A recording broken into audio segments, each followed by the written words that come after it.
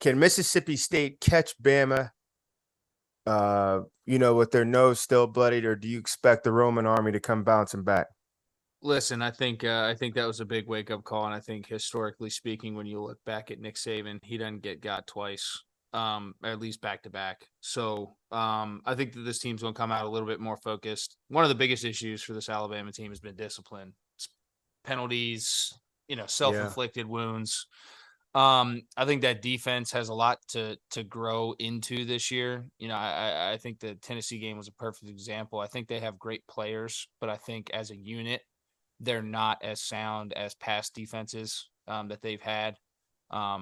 First level, second level, and third level. They just it seems like there's a disconnect that usually isn't there. So I expect a lot of that to be hashed out. They got their wake up call. I think Bryce Young's going to bring it, as we've talked about. That performance last week was almost like Brady against the Eagles in the Super Bowl. You throw for 500 yards and still lose. You don't know what to do. You did everything you could.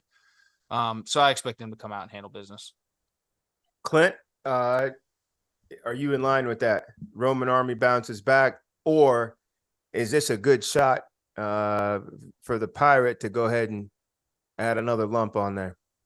I think Mississippi State's got a legit shot to upset Alabama right here. I mean, I'm not betting. I'm betting on Alabama. Ultimately, I think for all the reasons that Hack said, I trust that Saban's going to right the ship and get these cats in order. But we're talking about Alabama that I still think offensively there's not just one guy that they can just depend on 100% in that pass game. They got a good crew, and they got a damn assassin at quarterback.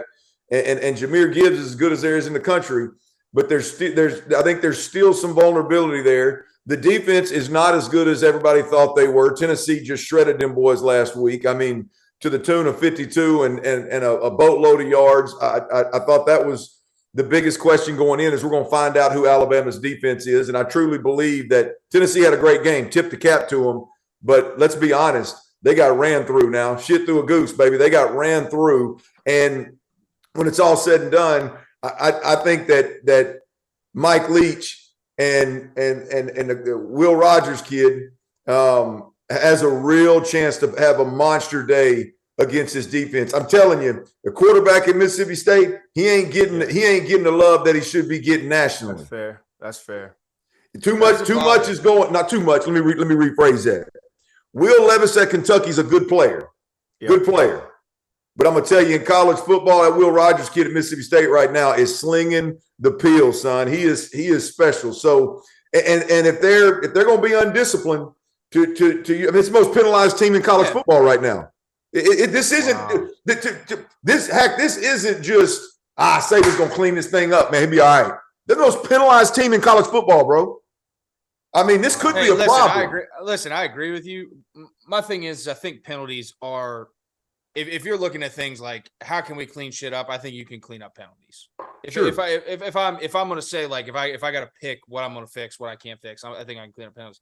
I think you bring up a great point though. But the one thing I will say is, I think that's the first time in 133 games that Alabama's lost after scoring 49 or more points. Wow. I think that's the first time that they've lost basically since Nick Saban's been there, where if they've scored 49 points or more, they've lost that game. So to me, Will Rogers got to come in there and hang more than 49 on them at this point in time to win the game. I don't know if they got the juice that Tennessee does top to bottom. Now, I think Will's will give them a chance, but I don't know if they do it top to bottom like Tennessee does. Or have the horses on the outside. That's what I'm saying, top to bottom.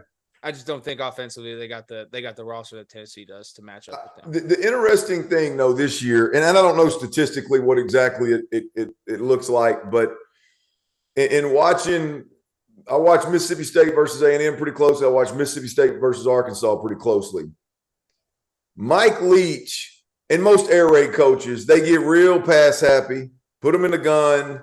And teams like Alabama, Will Anderson can pin his ears back, and it's game over. It may be sexy for a half, but it's gonna be lights out before it's over with. He's a little bit more committed to using the running back. He's a little bit more committed to running the football than I think he may have been in the past. I think Mississippi State has got themselves in trouble in the past, thinking that they just got to go out there and throw it as many times as possible just to play, just to be in the game. Right. And I think Mike Leach, now he wasn't playing Alabama, but I think Mike Leach has shown the ability at this point in time to feature that running back a little bit more as well. So I think there's a couple of things that give Mississippi State a better chance this year than maybe they would have had in the past.